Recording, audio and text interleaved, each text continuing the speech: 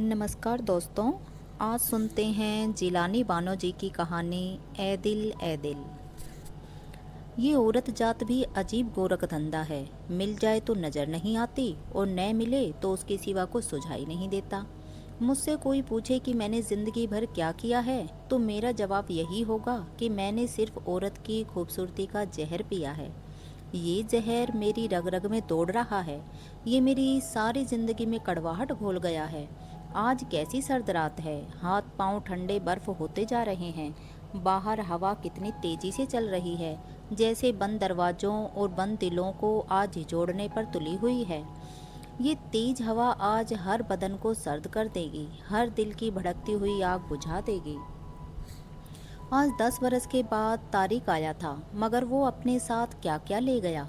मैं उस आदमी की तरह गिरा जा रहा हूँ जिसके सर पर 10 बरस तक 10 मन बोझ रखा हो।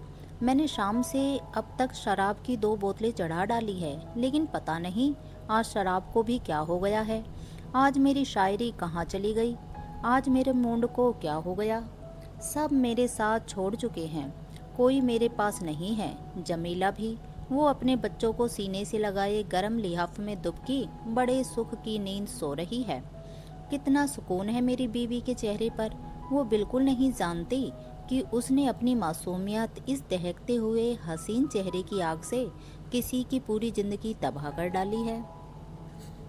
कोई मुझसे पूछे कि मैंने जिंदगी भर क्या किया है, बस यही न कि एक औरत की एक झलक देखने के लिए इंतजार करता रहा। इस इंतजार में लड़कपन से बुढ़ापे की सरहद पर आग लगा। इसी धुन में जिंदगी के सारे लुत्फ, तमाम मजे, उमंगों की उम्र का तमाम हुस्न सब मेरे आसपास से मुझे छुए बगैर गए। अपने ऊपर लिहाफ खींचकर मैं तारीकी की नींद में छिप जाता हूँ। जैसे अब मुझे बाहर की रोशनी से, तीखी सर्द रात से और बेखुद बना देने वाली चांदनी के जादू से कोई सरोकार न हो। अंधेरे में पूरी तरह आंखें खोलकर मैं 15 साल पहले की जिंदगी की एक एक याद को सामने रख रहा हूँ। वक्त की गर्द झाड़ पोंछकर उन्हें चमका रहा हूँ। मैं इस वक्त कहाँ हूँ, कहाँ आ गया हूँ। मेरे पास पलंग पर मेरे 3 बच्चे सो रहे हैं और वो औरत जो मेरी बीवी है, वो हमेशा दूसरे पलंग पर अपने बच्चों के साथ सोती है, क्योंकि मैं हमेशा उससे बहुत दूर रहा हूँ। जब कभी 2 पैसे की टकेहाई की तरह जरा देर के लिए मैं उसे अपने पास बुलाता तो मेरे तसव्वुर में कोई और औरत होती, और इस वक्त मैं ये सोच सोचकर हसद की आग में जलने लगता कि वो भी किसी मर्द की बाहों में होगी। फिर मैं जमीला को पलंग पर धकेल देता था और अपनी सिसकियों को हलक में दबाकर खुद ही पलंग पर गिर जाता था। कुछ दिन बाद जमीला इस भेद को समझ गई। ऐसे वक्त वो मेरे बालों पर हाथ फेरने लगती, अपने गाल मेरे कांधों से लगाकर कहती, कभी मुझे भी तो बताइए वो कौन थी, कहाँ है। उस रात हम दोनों जागते थे, मैं उसकी याद में और जमीला मेरे साथ देने के लिए। जमीला का हाथ मेरे हाथ में होता, जमीला के कंधे पर मेरी गर्दन होती, उसके खुले हुए बाल मेरे आंसुओं से भीग जाते। कैसी अजीब औरत है ये जमीला। मुझे अक्सर ताज्जुब होता कि वो मुझे छोड़कर क्यों नहीं चली जाती। वो मुझसे क्या पाने की उम्मीद में बैठी है। जमीला की इसी अदा ने मुझे घेरे रखा था और इसी चक्कर में आकर मैं उसके 3 बच्चों का बाप बन गया। हालांकि मेरा दिल अभी कुंवारा था। मैंने अपनी चाहत, अपनी प्यास, अपनी मोहब्बत का हीरा अभी तक अपने ही दिल में छुपाए रखा था। मर्द की भी अजीब जात होती है। इश्क के धंधे में वो कभी बीवी को शामिल नहीं करता। बीवी रोटी सालन की तरह जिंदगी की एक ज़रूरत बन जाती है, लेकिन उसकी ज़िंदगी की तकमील हमेशा महबूबा से होती है। वो अनकहा जज्बा, वो बेनाम सी तड़प, दिल की वे गिरहें जो किसी के चाहने से खुल जाती है, मेरे दिल में बंद पड़ी थी, और मैं पुरवा में दुखने वाले जख्म की तरह यादों के घाव को समेटे बैठा था। एक ऐसे दुख को जो सिर्फ मेरा था। मुझे खुद याद नहीं था कि ये किस्सा कब शुरू हुआ था। मैं फर्स्ट ईयर के लिए पहली बार कॉलेज गया तो तारिक से दोस्ती हो गई। इससे पहले मैं एक अम्मा की सख्त निगरानी में पला हुआ हाई स्कूल का एक भोला भाला लड़का था। कभी अकेले सिनेमा जाने की इजाज़त मिली थी, न रोमानी नावल पढ़ने की। अम्मा जालिम बादशाहों की तरह निगरानी करती थी। और अब्बा कहते थे कि लड़कों का काम सिर्फ ये है कि दिन रात आंखों से किताबें लगाए रखें।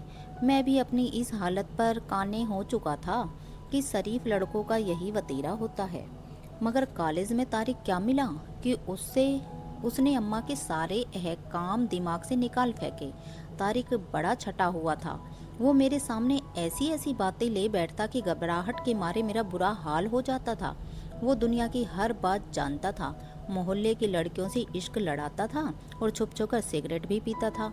मैं तारिक से दूर दूर रहना चाहता था, मगर कोई अनजानी कशिश मुझे उसके करीब खींच कर ले जाती थी। तारिक बड़ा बातूनी और बेबाक था। रास्ता चलती लड़कियों को देखकर बेझिझक सीटियां बजाना, उनके नाक नक्शे पर फिक्रे कसना, उनकी अदाओं का जिक्र करके मोहब्बत के नारे लगाता। मुझे उसकी बातें सुनकर बड़ी शर्म आती थी। इसके बावजूद मैं गुमसुम उसके साथ साथ चलता। एक दिन हम दोनों कॉलेज जा रहे थे कि अचानक तारिक ने कहीं ऊपर देखते हुए कहा, खड़ी है खड़ी है, अरे हाय हाय अंदर चली गई। कौन कौन थी? मैंने ऊपर देखते हुए पूछा। हाय हाय क्या चीज़ है जालिम, मैं तुझे बता नहीं सकता। यार ये बता, तुझे शायरी करनी आती है? शायरी? मैंने डरते डरते कहा।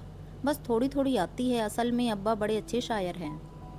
अरे हटा यार, हमें ऐसी बासी फीकी सेठी फटीचर शायरी नहीं चाहिए। काश काश हाय काश कोई शायर उसे देख ले। किसे? मैंने फिर डरते डरते पूछा। अरे उसी परी रुख शोला बदन महापारा को। यार खुदा की कसम, रंग तो ऐसा जैसे गुलाब जामुनों का खोया गुदा रखा हो, और होठ ऐसे रसीले वो बड़ी शरारत से मेरी तरफ देखने लगा। मेरे तो जाने क्यों हाथ पांव ठंडे होने लगे। उस दिन क्लास में मुझे कुछ सुनाई नहीं दिया। घर आया तो इख्तिलाज सा हो रहा था। मैंने खाना खाया और आंख बंद करके लेट गया। दो रस भरे नाजुक से होठ मेरे बिल्कुल करीब आ चुके थे और मैं कांप जाता। फिर घबराकर इधर उधर देखता कि कहीं अम्मा को तो मेरे ख्यालों की आवारगी नज़र नहीं आ रही है। उस दिन अम्मा के साथ मैं खाना खाने बैठा तो मैंने डरते डरते कहा, अम्मा तुम गुलाब जामुन क्यों नहीं बनाती? अच्छा कल बना दूंगी। अम्मा को तरह तरह की मिठाइयाँ बनाने का शौक था। अम्मा गुलाब जामुन में खोया डालते हैं? मैंने जाने क्यों पूछ लिया। हाँ खोया, मैदा, शक्कर, घी। खोया, मैदा, शुक्र और घी। मैंने अपने होठ दांतों में दबाकर सोचा कि मैं भी शायरी करूँगा। उस दिन शाम होते ही मैं बड़ी बेताबी से बाहर निकला और उसी जगह खड़े होकर इधर उधर देखने लगा। एक मोटी सी अधेड़ उम्र की पंजाबन सूप लिए बालकनी में आई और कद्दू के बीज और छिलके नीचे फेंक गई। फिर दो बच्चे लड़ते हुए गुजर गए। एक मोटा सा सियाह फार्म मर्द रेलिंग से नीचे झुककर नाक साफ करने लगा। ऊपर देखते देखते मेरी गर्दन दुख गई। ढीले ढीले कदमों से मैं घर की तरफ लौट आया। ला यार, मिला हाथ गुलाब जामुन वाला। अभी अभी जब मैं तुझसे मिलने आ रहा था तो तारिक हाफ रहा था। तो क्या हुआ? मेरा दम सीने में रुक रहा था। यार आज तो गुलाबी कपड़े पहने हुए हैं। बस कुछ पूछो नहीं, खुदा की कसम मैंने तो आज उसके ऊपर से सूरज चांद सितारे सब वार कर फेंक दिए। शोले की तरह दहक रही है कमबख्त। चलो देखें। बेखुदी में तारिक का हाथ पकड़ के मैं तकरीबन भागने लगा। जो शर्ट अलगनी पर पड़ी है न, उसी की है। कल यही शर्ट पहने हुए थी। स्याह प्रिंटेड शर्ट अलगनी पर झूम रही थी, इतरा रही थी जैसे हंस हंस कर हम दोनों को धत्ता बता रही हो। बस कमर तो इतनी सी है। तारिक ने अपने अंगूठे और पहली उंगली को मिलाकर दायरा सा बना दिया। मेरी रग रग में किसी तेज शराब का नशा सा दौड़ रहा था। मेरे सामने एक हयूला उभरा, एक शोला बदन परी रुख महावश हसीना, मीठे मीठी सेहर अंगेज। या चल यार, गुलाब जामुन खाने को जी चाह रहा है, तारिक ने थूक निगल कर कहा। हलवाई की दुकान पर जब हम दोनों खड़े गुलाब जामुन खा रहे थे तो तारिक को बिल्कुल एहसास न था कि मेरे बदन पर कैसा लर्जा तारी था। इतनी पतली कमर, कैसी नाजुक होगी वो। बिस्तर में लेटकर मैंने सोचा, गुलाबी लिबास में चमकती गुलाब जामुन की तरह मज़ेदार। मेरे सीने में हल्का हल्का सा दर्द होने लगा। लड़कपन की उदासी और तन्हाई ने मुझे आ घेरा और एक गैर महसूस महरूमी पर मेरी आंखें छलक पड़ी। मैंने उसे अभी तक नहीं देखा। हल्के हल्के सिसकियों से मेरा बदन लरजने लगा। जब आदमी किसी एक का हो जाए तो सारी दुनिया कितनी बेमानी सी लगती है। कैसे अचानक बहुत दूर चली चली है। मेरे चारों तरफ अजनबी दीवारें उठने लगी। कहानियों के भूले बिसरे किरदारों की तरह मैं अम्मा अब्बा और बहन भाइयों को देखने लगा। अब मैं सिर्फ उसी का हूँ। एक दिन मैंने अपनी नौजवानी के तमाम अज़्म को समेट कर इरादा किया, मैं उसी के लिए पढ़ूंगा, उसी के लिए जीऊँगा। हाय हाय, हंसते वक्त गालों पर कैसे प्यारे गड्ढे से पड़ जाते हैं। जी चाहता है पर लग जाए और उसके पास पहुंच जाऊं। तारिक आज फिर मूड में था। क्या तुम्हें देखकर हंसी थी? मैंने धड़कते हुए दिल के साथ पूछा। अरे नहीं यार, मगर कभी न कभी वो दिन भी आ ही जाएगा। मेरा जी चाह रहा था कि वहीं से हाथ बढ़ाकर उसे नीचे उतार लूं। हम दोनों खिसिया के हंसने लगे। तूने अभी तक उसे नहीं देखा? एक दिन तारिक ने ताज्जुब से पूछा। नहीं, मगर मैंने सोच लिया है कि मैं हकलाने लगा। अरे यार, खुदा की कसम, सोचते तो हम भी है, मगर कमबख्त हाथ कैसे लगे। फिर कुछ सोचकर तारिक ने कहा, सुन महमूद, वो कमला नेहरू कॉलेज में पढ़ती है। किसी दिन विद्या से मिलने के बहाने वहाँ पहुँच जाओ। विद्या से उसकी बड़ी दोस्ती है। तुम्हें कैसे मालूम हुआ? मैंने ताज्जुब से सोचा कि तारिक कैसे इतने बड़े बड़े मरहले तय कर डालता है। विद्या हम दोनों की दोस्त थी और हमारी क्लासमेट भी रह चुकी थी। फिर एक दिन तारिक ने विद्या से कहा, विद्या, जरा उस 16 बदन परी रुख महापारा की एक झलक महमूद मियाँ को भी दिखा दो। ये बेचारा बस उसके तसव्वुर ही में अपना दिल धड़काते फिरते हैं। तुम दोनों पागल हो गए हो? विद्या ने बुरा मानकर कहा। वो बड़ी शरीफ लड़की है। अगर उसे ये बात मालूम हो गई तो सच कहती हूँ कि वो बदनामी के डर से जहर वहर खा लेगी। विद्या चली गई तो मेरे पाँव मन मन भर के हो गए। मीर, दर्द, गालिब और दाग के जाने कितने शेर मेरे कानों में गूंजने लगे। चिलमनों के पीछे से दिखने वाले उस मुखड़े पे मैं सो जान से निसार हो गया। एक पर्दा नशीन हसीना के तसव्वुर को मैंने अपने हवस आलूद दिल से बहुत ऊपर बिठाया। कई बार मैं कमला नेहरू कॉलेज गया, मगर इस ख्याल से दिल दहल दहल गया कि कहीं मेरी नज़र उस पर पड़ जाए। वो एक मावराई हस्ती थी जिसके गिर्द मैं घूम रहा था। मैं उसे पाने की जुस्तजू में मरा जा रहा था और उसे देखने की ताब नहीं रखता था। आज मैं सोचता हूँ कि ये कैसा अफलातूनी इश्क था मेरा। मगर उस वक्त अंग्रेजी नावलों, उर्दू शायरी और न्यू थिएटर्स की फिल्मों ने मेरी उठती जवानी को एक ऐसा रूमानी सा रंग दिया था जिससे बाहर निकलना मुश्किल था। जब दिल में कोई भेद हो तो बदन कैसा भारी भारी लगता है। यादों के बादल हर वक्त छाए रहते, फिर अचानक कहीं से अंधियारी सी आ जाती और मुझे कुछ सुझाई नहीं देता। दूर कहीं से अपने आप को ख्वाबों के दस्त में तन्हा भटकते हुए देखता हूँ। ये सब कैसे हो गया? मैं खुद हैरान था। जब अंधियारी रातों में अचानक कहीं से बादल आ जाते हैं और बिजलियां दिल दहलाने पर तुल जाती है तो मैं फौरन रजाई में मुंह छिपाकर लेट जाता हूँ। मेरी 5 बरस की लड़की राशिदा हंस हंस कर कहती है, अब्बा, बिजली से डरते हो? उसे क्या मालूम कि मैं जाने किस किस से डरता हूँ। ठंडे मोतियों जैसी मीह की फुहार मेरे दिल में आग लगा देती थी।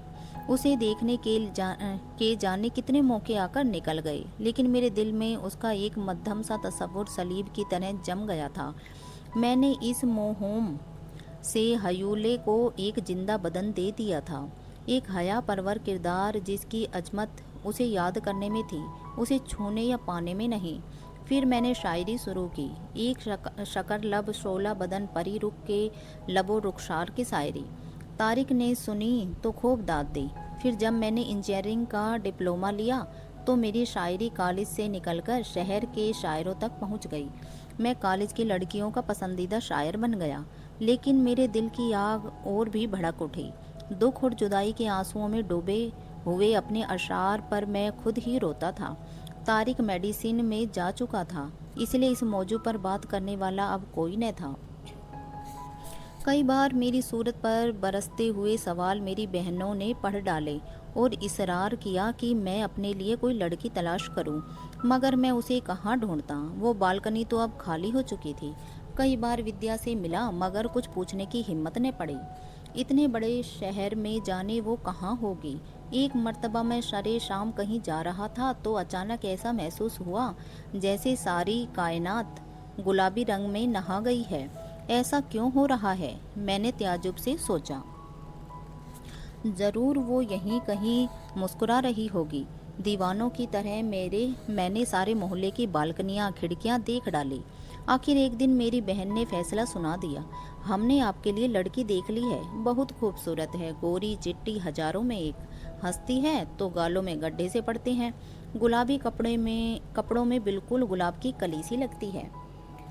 ये खुसूसियात मेरी बहन ने मेरी नज़मों से अखज़ की थी। फिर वही हुआ। शादी की रात मैं यूं सिसक सिसक कर रोया जैसे हर बाजी हार चुका हूँ। फिर मैंने घूंघट उठा के अपनी दुल्हन को देखा। वो अच्छी खासी काबिले बर्दाश्त थी और मैं बर्दाश्त किए गया। लेकिन अब मेरी तिश्नगी और बढ़ गई। अगर वो मिल जाती तो। अपनी बीवी जमीला की जगह मैंने उसे तरह तरह सजा कर देखा। मुझे अपने बच्चे उसकी गोद में हुमकते नजर आए और मैं खोई खोई नज़रों से हर तरफ उसे ढूंढे जाता। हर खूबसूरत औरत में मुझे उसकी कोई न कोई अदा मिलती और मैं चंद दिन तक उसी औरत का दीवाना हो जाता। उसे याद करने के लिए मैंने शायरी की और उसे भुलाने के लिए शराब चखी। फिर मैं शराब में डूबता चला गया, मगर वो मुझे और भी याद आने लगी। उसकी याद मेरी रगों में खून बनकर दौड़ने लगी थी। मैं सारा दिन ऑफिस में गुजारता, शाम को क्लब जाकर शराब में गर्क होता, रात भर टहल टहल कर शायरी करता था। मेरी पहली बच्ची लेटे लेटे उठकर बैठने लगी थी। वो भागते भागते मुझे पकड़ने को दौड़ती, लेकिन मैं उसे कैसे थामता? मैं तो खुद ही लड़खड़ा रहा था। जमीला ने मुझे जमीला ने भी मुझे थामने की बहुत कोशिश की। पहले उसने अपनी शक्ल और सूरत से रिझाना चाहा, फिर अपनी मोहब्बत और खिदमत के फाहे मेरे जलते हुए जख्मों पर रखे और उसके बाद मायूस होकर घर के काम धंधों में खो गई। लेकिन मैंने कभी जमीला की चारों तरफ से घेरती हुई, कुछ मांगती हुई आंखों में कुछ नहीं देखा। मैं हमेशा उसकी तरफ से करवट बदल कर सोया। और आज 10 बरस बाद तारीख आ गया। वही रोशनियां बिखेरते हुए कहे कहे, वैसे ही तेज तर्रार। उसने जिंदगी के सारे मजे चखे थे। 6-7 इश्क किए और फिर एक अजनबी औरत से शादी भी कर ली। इसके बावजूद वो मस्त था, गा रहा था, हंस रहा था, मुझे हंसाने की कोशिश कर रहा था। उसे देखते ही मेरे सब्र का पैमाना छलक उठा। मेरा जी चाहा तारीख से लिपट कर खूब रहूं। वही तो मुझे इस आग में धकेल गया है। मैंने तय कर लिया था कि आज अपनी महरूमी का सारा हाल उसे सुनाऊंगा। मेरे उदास चेहरे और आंसुओं में भीगी हुई आंखों को देखकर उसने मुस्कुराते हुए पूछा, और सुना यार अपने अफलातूनी इश्क का अंजाम। मेरे जवाब देने से पहले जमीला अंदर आ गई, हाथ में स्नैक्स की ट्रे लिए, नजरें झुकाए चुपचाप। उसने झुककर तारिक को सलाम किया और तारिक ने बड़े गौर से उसे देखा, फिर एकदम उछल पड़ा। घबराहट में उसने कई सलाम कर डाले और जब जमीला चाय लाने अंदर गई तो वो चिल्लाकर बोला, तो ये बात हुई यार, तू तो हमारा भी उस्ताद निकला। क्यों, क्या हुआ? मैं परेशान हो गया। तो बना डाला तूने उस परी रुख शोला बदन महापारा को अपनी बीवी। ला यार, मिला हाथ गुलाब जामुन वाला।